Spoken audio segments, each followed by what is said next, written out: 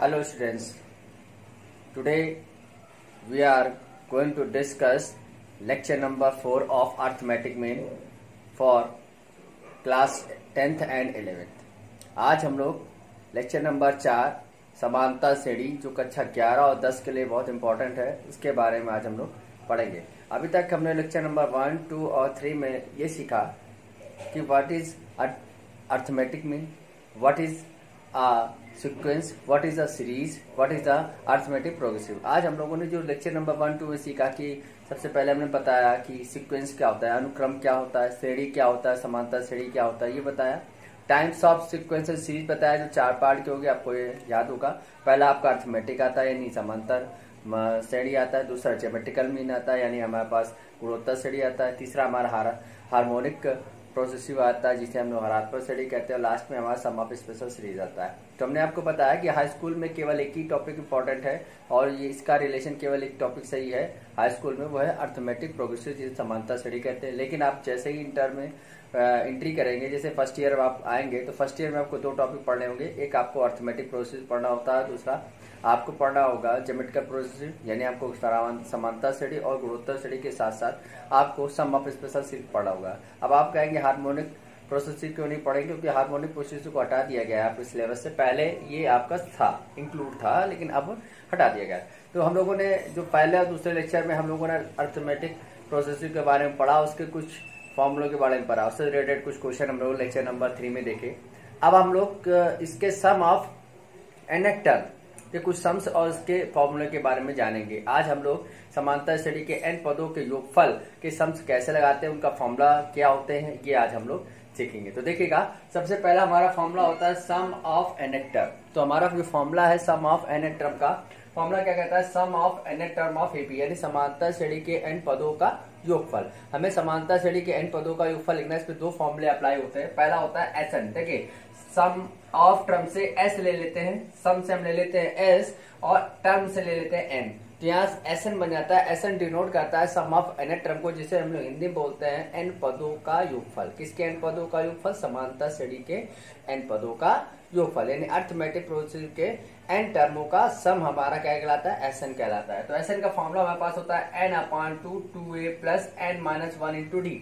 जैसे कि आपको पता है n क्या होता है, number of terms. Number of terms का हिंदी में क्या बोलेंगे, पदों की संख्या। हमने आपको बता रखा है कि n क्या होता है, नंबर ऑफ टर्म्स यानी पदों की संख्या। किसी समांतर श्रेणी या किसी अर्थमेटिक प्रोसेसिव जितने टर्म्स होते हैं वही उसका क्या कहलाता है, नंबर ऑफ टर्म्स कहलाता है, पदों की संख्या कहलाता है। नेक्स्ट आपके पास आपको चाहिए ए, स्मॉल ए को हमने बताया था फर्स्ट टर्म बोलते हैं, इसको हम लोग T1 भी कह सकते हैं, इसे हम A1 भी कह सकते हैं या स्मॉल ए भी कह सकते हैं, जो भी आपको अच्छा लगे। ए का इजिली मेथड है, ई का आपको क्या कहना है, ए हमारा हम हमेशा क्या कहलाएगा, फर्स्ट टर्म कहलाएगा, प्रथम पद कहलाएगा, और इसे हम लोग डिनोट करने के कई सिंबल्स यूज करते हैं। पहले स्मॉल ए हो गया, दूसरा A1 भी कह सकते हैं और T1 भी कह सकते हैं, जैसा भी आपको लगे। फिर डी क्या होता है, डी को हम लोग बोलते हैं कॉमन डिफरेंस, जिसे हिंदी में बोलते हैं सर्वांतर। कॉमन डिफरेंस का हमने फॉर्मूला आपको बताया था T2 माइनस T1 या A2 माइनस A1, जहाँ T2 और T1 आप जानते हैं सेकंड टर्म फर्स्ट टर्म की बात करता है, इसी प्रकार A2 और A1 क्या होता है, सेकंड टर्म और फर्स्ट टर्म की बात करता है।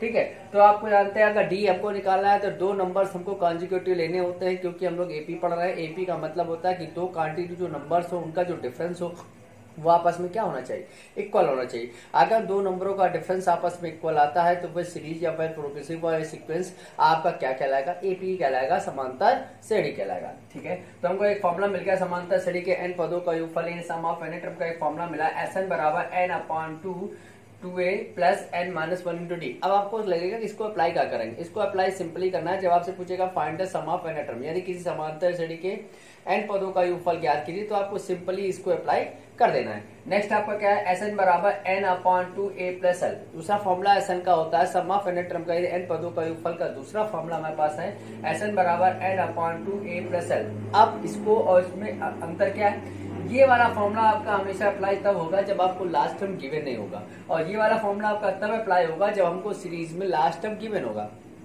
ठीक है, तो आपको मैंने बताया कि सम ऑफ nth टर्म में हमेशा सीक्वेंस नहीं आएगा, हमेशा सीरीज आएगा। और सीरीज को क्या होता है कि a sequence is included with the conjugate numbers with specially orders at the addition of suppression sign. मतलब ऐसे अनुक्रम हिंदी में कहा जाए कि ऐसे अनुक्रम जिनको एक विशेष नियम से लिखा जाए, विशेष नियमाबद्ध लिखा जाए और उनके बीच में हमेशा साइन कौन सा प्लस या माइनस का हो, उसे हम लोग क्या बोलेंगे, एक सीरीज बोलेंगे या श्रेणी कहेंगे। ठीक है, तो कुल मिला के सीरीज क्या होता है, sequence with included the plus and minus sign is called series. मतलब ऐसा अनुक्रम जिसमें प्लस या माइनस साइन लगा के इसको लिखा गया हो, उसे हम लोग क्या बोलेंगे, सीरीज बोलेंगे। तो सीरीज है यानी सम ऑफ एन टर्म होगा तो उसमें 100% सीरीज होगी। ठीक है, सीक्वेंस हो नहीं सकता है। ठीक है, तो आगे देखिएगा, तो यहाँ पर आपको एक सम ऑफ टर्म दे रहा है, दो फॉर्मूले हमारे पास है। पहला फॉर्मूला है n/2 2a + n - 1 × d। इसका मतलब ये फॉर्मूला कब अप्लाई करना है, ये फॉर्मूला आपका तब अप्लाई होगा जब को लास्ट टर्म किसी सीरीज या सीक्वेंस का गिवन नहीं होगा। ठीक है, और Sn बराबर आपको होगा n/2 a + l। ये कब अप्लाई करना है, जब हमको लास्ट टर्म गिवन होगा। याद रखिएगा, जब हम इस फॉर्मूले को अप्लाई करते हैं तो इस फॉर्मूले को अप्लाई करने के साथ साथ आपको एक छोटा सा फॉर्मूला और अप्लाई करना होता है। याद रखिएगा, जब भी आपको लास्ट टर्म गिवन होगा तो उसके साथ एक फॉर्मूला आपको और अप्लाई करना पड़ सकता है। तो वो फॉर्मूला मैं लिख देता हूं। वो फॉर्मूला होता है L बराबर a + n - 1 × d। इसे हम लोग क्या बोलते हैं, nth टर्म ऑफ AP।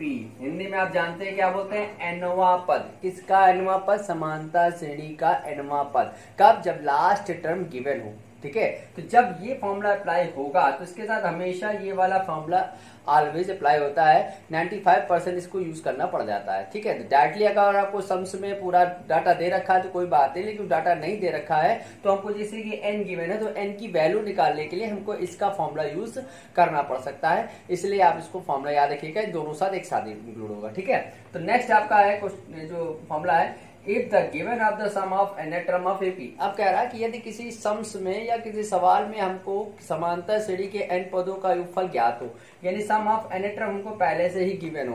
तो अगर सम ऑफ एन टर्म हमको पहले से ही गिवन होगा तब हमको क्या फाइंड करना होगा, तब हमसे कहेगा फाइंड द फर्स्ट टर्म, यानी हमको उसका प्रथम पद निकालने को कह सकता है, लास्ट टर्म इसका अंतिम पद निकालने को कह सकता है, कॉमन डिफरेंस यानी इसका d निकालने को कह सकता है, सर्वांतर निकालने को कह सकता है, या nth टर्म यानी nवां पद निकालने को कह सकता है, और लास्ट में आपको सीरीज भी निकालने को कह सकता है। तो अब इसमें क्वेश्चन ये रहेगा कि आपको first sum of n term given होगा, इसमें Sn की वैल्यू आपको पहले से दी गई होगी और उससे कहेगा इसका nवां पद निकालो, फर्स्ट टर्म निकालो, लास्ट टर्म निकालो, एक्सेट्रा जो भी आपसे कहे वो निकालना है। तो इसके लिए आपको फॉर्मूला याद करना होगा, Tn बराबर Sn - 1। ये हमको याद करना होगा। यहाँ पे Sn आपको गिवन होगा। अब बात आती है Sn - 1 कहां से लाएंगे, तो जहां आपको Sn गिवन होगा, जहां पर सम ऑफ टर्म गिवन होगा, जहां पर आपको nवां पद ज्ञात होगा, उस nवें पद पर हमको n की जगह n - 1 रिप्लेस करना होगा।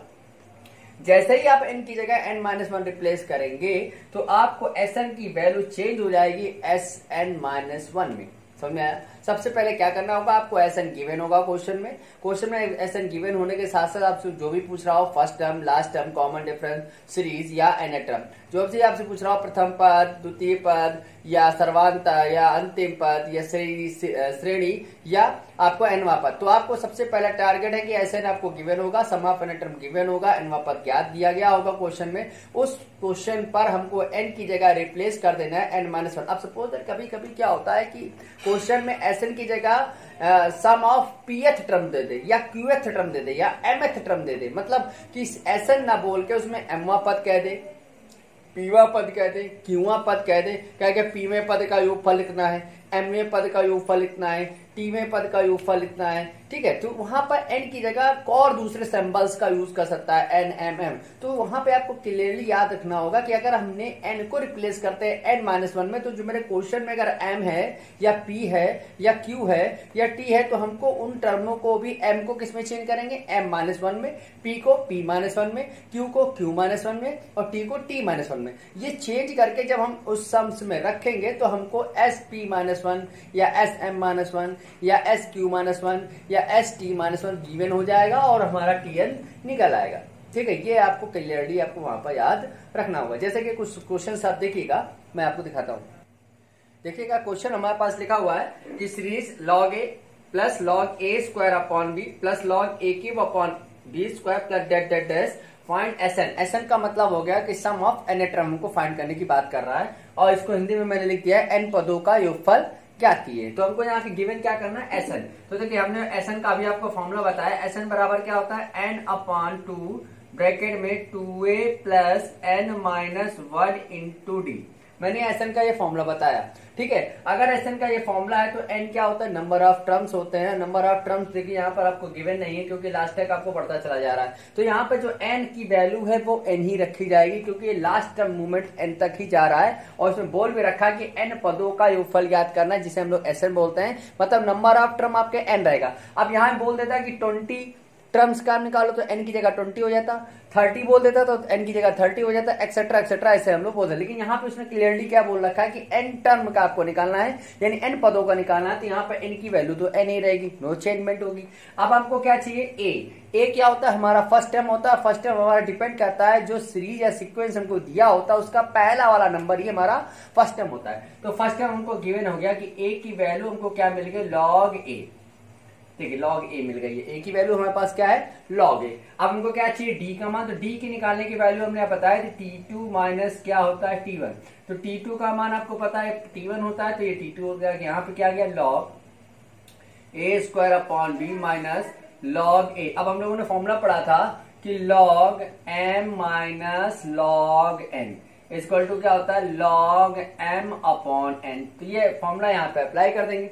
अप्लाई किया तो d बराबर हमारे पास क्या आ गया, log, यहाँ देखिए क्या आएगा, a square upon b upon a आया, तो a से एक a कैंसिल हो गया, तो d इक्वल टू हमारे पास क्या आ गया, log, यहाँ क्या है a अपॉन b आया कि नहीं है। अब ये वैल्यू यहाँ पर आप पुट कर देना है, सारी वैल्यू पुट करें तो Sn बराबर n की जगह आपने कहा n ही रखना है, तो नो चेंजमेंट। a की जगह आपको क्या रखना है, log a रखना है, n की जगह आपको n ही रखना है, d की जगह क्या रखना है, log, यहाँ क्या आ जाएगा a अपॉन b। क्लियर है ना। अब देखो यहाँ पर सॉल्व करना है आपको, सॉल्व करने के लिए मल्टीप्लाई कर दो भैया, यहाँ पर Sn आ गया, ये आपका सेम रहेगा, इसमें कुछ नहीं करना है आपको। यहाँ n अपॉन 2 रहा, यहाँ पे आया 2। देखिए log n की पावर n का अगर फॉर्मूला यूज कर रहने दीजिए, इसको आप ऐसे रहने दीजिए, log a आ गया। इधर देखिएगा मल्टीप्लाई करते हैं तो यहाँ पे log n, यहाँ देखिए log m minus log n का फॉर्मूला लगा रहे हैं, log m minus log n क्या था, log m minus log n लिखा हुआ है, अप्लाई कर दो यहाँ पर, तो यहाँ पे आ जाएगा log a minus log b। ये आपका फॉर्मूला आ जाएगा इधर से, ठीक है। ये आपका ऐसे आ जाएगा, इसको ऐसे ब्रैकेट में करने के बाद मैं यहाँ पर बड़ा सा ब्रैकेट लगा देता हूँ, ठीक है। ऐसे आप देखिएगा ये जो ब्रैकेट लगा हुआ है, इस ब्रैकेट में इन दोनों का एंट्री होगी, तो यहाँ देखिएगा n अपॉन 2 आया, यहाँ पे आ गया 2 log a, यहाँ पर n माइनस 1, ये आपका प्लस का log a आ गया, और इधर देखिएगा n माइनस 1 log b आ गया, ठीक है। अब इन दोनों log a कॉमन है, ले लीजिएगा, तो n अपॉन 2, यहाँ से आपने log a कॉमन ले लिया तो log a हो गया कॉमन, यहाँ बचा 2 प्लस n माइनस 1, यहाँ देखिएगा n माइनस 1, यहाँ पे log b चल रहा है, हटा दीजिएगा, यहाँ पे आया n अपॉन 2, यहाँ पे आ गया आपके पास log a, यहाँ ब्रैकेट में क्या बच जाएगा, n plus 1 minus n minus 1 और log b। यही आपका क्या कहलाएगा, आंसर कहलाएगा, और इसको आप ज्यादा क्लियरली सॉल्व नहीं कर सकते, बस इतना ही आपको यहाँ पर करना होगा, ठीक है ना। नेक्स्ट क्वेश्चन देखिएगा, देखिएगा क्वेश्चन क्या कह रहा है, find the sum of even number terms of AP between 100 and 200। कह रहा है कि 100 और 200 के बीच सभी सम संख्याओं का योगफल ज्ञात करना है। नंबर कहाँ से स्टार्ट करना है, 100 से इंड कहाँ करना है, 200 पर। तो इन दोनों के बीच में जितने भी इवन नंबर्स आते हैं, इन नंबरों का हमको क्या निकालना है, इन नंबरों का हमको सम निकालना है, इन नंबरों का योगफल निकालना है। और कैसे नंबर होने चाहिए, सम संख्या, सम मतलब इवन नंबर्स। और ये नंबर आप जानते हैं, ऐसे नंबर जो 2 से डिविजिबल होते हैं, 2 से कटते हैं, उन्हें हम लोग क्या बोलते हैं, इवन नंबर्स बोलते हैं, ठीक है। तो हमको लेकिन नंबर स्टार्ट क्या करना है, 100 से स्टार्ट करना है और 200 के स्टार्ट करना। अब यहाँ पे एक वर्ड आया बिटवीन, बिटवीन का मतलब ये होता है ना 100 यूज करेंगे ना 200 यूज करेंगे, ठीक है। अगर बिटवीन ना होता तो हम यहाँ पर 100 का भी यूज करते हैं, 200 का यूज भी करते हैं। क्यों, क्योंकि 100 और 200 दोनों ही इवन नंबर्स होते हैं। लेकिन यहाँ कह रहा है कि 100 और 200 के बीच के, यानी बिटवीन लगा हुआ है। बिटवीन का मतलब होता है कि यहाँ पर ना 100 का इंक्लूड करना है ना 200 को इंक्लूड करना है, यानी इन दोनों नंबरों को हटाने के बाद जितने भी इवन नंबर आएंगे उन सबका हमको सम निकालना है। तो देखिएगा सबसे पहले सीरीज हमको बनानी पड़ेगी, तो स्टार्ट क्या करना है, हमको 100 के बाद जो इवन नंबर आता है उससे स्टार्ट करेंगे। और इवन नंबर कौन होता है, ऐसे नंबर्स लेने होते हैं जो 2 से डिविजिबल हो। तो देखिए अगर 100 के बाद हम देखें तो 101 आता है, जो 2 से डिविजिबल नहीं होता 102 आता है। यहाँ पे पहला नंबर क्या आएगा, 102 plus 104 plus dash dash dash, last वाला नंबर कौन सा आएगा, 198। आएगा। ऐसे सारे नंबर जो 2 से डिविजिबल होंगे, जो 100 के बाद आते हो, 200 के पहले आते हो, वो सारे नंबरों का हमको सम निकालना है। अब इनको सब बहुत सारे ऐसे नंबर को ऐड करें तो बहुत टाइम लगेगा। तो ऐसे नंबर को सॉल्व करने के लिए हमको फॉर्मूला दिया गया सम ऑफ एन टर्म का। तो फॉर्मूला हमारे पास क्या होता है, लिखेंगे Sn बराबर n/2 a प्लस एल। अब कहोगे a प्लस एल क्यों लगाया, हम लोग Sn बराबर n/2 2a plus n-1 into D भी तो लगा सकते थे, नहीं लगा सकते थे। क्यों, क्योंकि यहाँ देखो लास्ट टर्म हमको गिवन है, हमने बताया था वो फॉर्मूला कब लगेगा, जब लास्ट टर्म गिवन ना हो। यहाँ लास्ट टर्म गिवन है, इसलिए एल की वैल्यू हमको क्या गिवन है, तो लिख लो यहाँ पर L इक्वल टू आपको दिया 198, लास्ट टाइम दिया। A की वैल्यू क्या दी गई हमको 102। अगर हम D का मान निकालना चाहें तो क्या निकलेगा, फॉर्मूला हमारे पास होता है T2 माइनस T1। T2 का मान कितना है 104 माइनस 102, दैट इज आप जानते हैं 2 बचेगा। अब हमको देखो यहाँ N की वैल्यू नहीं पता, तो मैंने बताया था जब ये फॉर्मूला अप्लाई करते हैं, इस फॉर्मूले में हमेशा 95% आपको ये फॉर्मूला और अप्लाई होता है, जिसे हम बोलते हैं L बराबर nth टर्म। लिखेंगे nth term of nth term of AP, ठीक है, समांतर श्रेणी के का nवां पद, जिसे हम फॉर्मूला बताया था L बराबर a plus n-1 into D. पहले n का मान निकालेंगे, L का मान कितना है 198, a का मान कितना है भैया 102, n का मान मालूम नहीं, d का मान कितना है 2 भैया। इसको सॉल्व करेंगे तो बचेगा 96। यहाँ देखिएगा इसको माइनस कर दिया है, यहाँ n-1 इंटू 2 चल रहा है, 2 से इसको कैंसिल करेंगे तो यहाँ आएगा 48 शायद आएगा, 2 से काटेंगे 4 टाइम्स आएगा, ठीक है 48 आया। इसको तो यहाँ पर क्या है n-1 इससे ऐड हो जाएगा, तो n बराबर कितना है 49। n की वैल्यू क्लियर हो गई, n का मान हमको कितना मिल गया है 49। अब अगर n का मान हमको 49 मिल गया है तो नेक्स्ट टाइम पर आप देखिएगा इसको सॉल्व करेंगे, फिर से एक बार चेक करो कोई गड़बड़ तो नहीं हो रहा है, क्योंकि देखो 198 आपका लास्ट वाला टर्म आएगा और 98 के बाद आपका ये आ गया, ठीक है। तो सॉल्व किया 49 यहाँ रख दीजिएगा, तो लेकिन सो Sn इक्वल टू, देखो Sn की वैल्यू निकालना है, Sn इक्वल टू निकालना है कि क्या हो जाएगा आपके पास n का मान 49/2, इधर देखिएगा a की वैल्यू 102 प्लस l की वैल्यू कितनी है 198। सॉल्व करो बेटा, तो यहाँ देखिए क्या आ जाएगा 49/2, यहाँ देखो 100, ये 9 है आपका और ये तो लगभग 200 ये हो जाएगा, 300 हो जाएगा। 302 से डिविजिबल कर देंगे, 49 मल्टीप्लाई 152, इसका मल्टीप्लाई कर लीजिएगा, आपका आंसर आ जाएगा। क्लियर है, आपको ऐसे इसको सॉल्व करना होगा, ठीक है। बाकी नेक्स्ट सम्स आपको नेक्स्ट लेक्चर में। धन्यवाद।